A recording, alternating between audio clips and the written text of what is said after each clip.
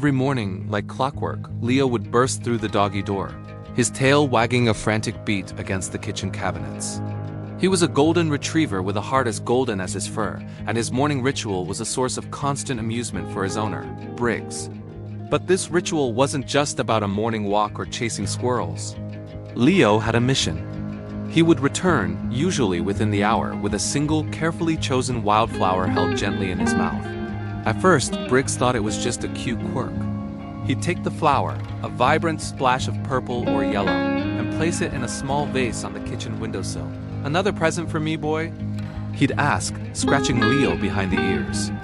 Leo would just pant happily, his job for the morning complete. The collection of tiny vases grew, lining the sill like a colorful, miniature garden. Briggs would show them off to friends. "My dog's a botanist," he'd joke, "or maybe a hopeless romantic." But the consistency of it, the daily, unwavering dedication, started to feel like something more than just a game. The flowers were always the same type, delicate purple wildflowers that grew in a specific meadow on the edge of town. Briggs knew the spot well. It was a bit of a trek from their house, which made Leo's daily journey all the more impressive. Why that specific flower? Why that specific place? The questions began to circle in Briggs's mind, a gentle hum of curiosity that slowly grew into a pressing need for an answer. One morning, Briggs decided he had to know. Instead of letting Leo go alone, he clicked on his leash. "All right, buddy," he said, "show me the way. Let's go on your special mission together." Leo seemed thrilled by the company, pulling Briggs along with an excited urgency he'd never shown on their regular walks. He led Briggs not towards their usual park, but down a less traveled path that wound its way out of the neighborhood and towards the open fields. The walk was longer than Briggs had anticipated. They crossed a small creek, navigated through a patch of dense woods, and finally emerged into a sprawling meadow bathed in the soft light of the morning sun. And there they were, thousands of the same purple wildflowers dancing in the gentle breeze. It was a beautiful sight, but it didn't answer Briggs's question. Leo, however, didn't stop. He trotted purposefully through the sea of purple, his nose to the ground. Briggs followed, his curiosity now at its peak. What was he looking for? It wasn't just any flower.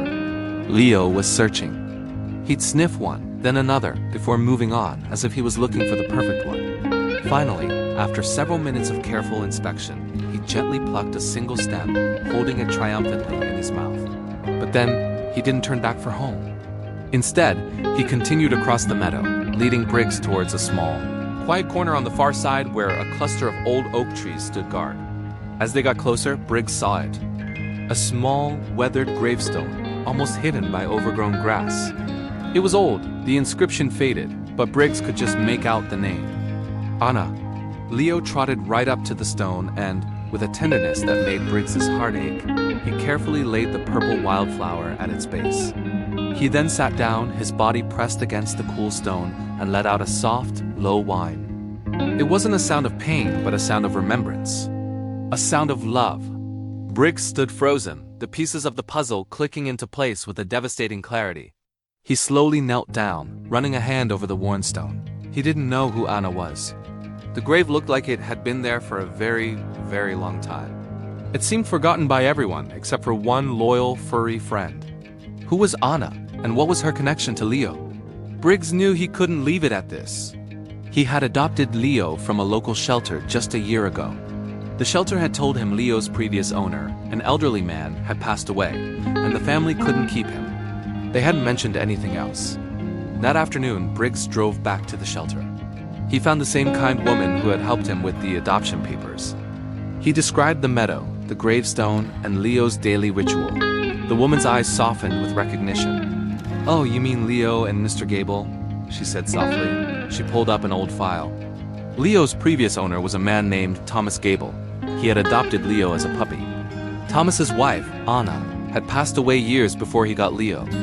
The woman explained that Thomas used to take Leo for a walk to that exact meadow every single morning without fail. Together, they would pick one of those purple wildflowers, Anna's favorite, and place it on her grave. It was their ritual, a way for Thomas to keep his wife's memory alive, with his loyal companion by his side. When Mr. Gable passed away, Leo was brought to the shelter. He was heartbroken, confused, and lost without his best friend and their shared routine. He was just a dog, but he was carrying on the tradition he had learned. He was keeping the promise his owner had made. Every morning he was making that long journey alone to bring Anna her flower, to tell her she wasn't forgotten. Tears welled in Briggs's eyes. He suddenly understood the depth of Leo's loyalty. It wasn't just a cute habit. It was a profound act of love and devotion that transcended loss. Leo wasn't just bringing a flower to a grave. He was keeping a connection alive. He was honoring the memory of two people who had loved him dearly. When Briggs got home, he hugged Leo tighter than he ever had before. "You're a good boy, Leo," he whispered into his soft fur. "The best boy." The little vases on the windowsill no longer seemed like a quirky collection. They were a testament to a love story, a symbol of a promise kept. From that day on, the morning ritual changed. It was no longer Leo's solo mission. Every morning, Briggs and Leo would walk together to the meadow. Briggs would help Leo pick the most perfect purple wildflower. And together, they would walk to the quiet corner under the oak trees. Briggs would clear the grass from Anna's stone while Leo placed the flower at its base. Then, they would sit there for a few moments, side by side in the morning sun. Briggs would tell Leo about his day, and sometimes he would talk to Anna too, telling her what a wonderful, loyal friend she had in Leo. The daily pilgrimage became their ritual. It was a tribute not just to Anna and Thomas, but to the incredible, unbreakable bond between a man and his dog. Briggs learned that love doesn't end when someone is gone. It lives on in the small acts of remembrance, in the promises we keep, and in the loyal hearts of our furry companions who teach us the true meaning of devotion. And every morning, with a purple flower and a wagging tail, Leo reminded him of that simple, beautiful truth. Thanks for watching. If this story touched your heart, please like, share, and subscribe for more. We'll see you next time.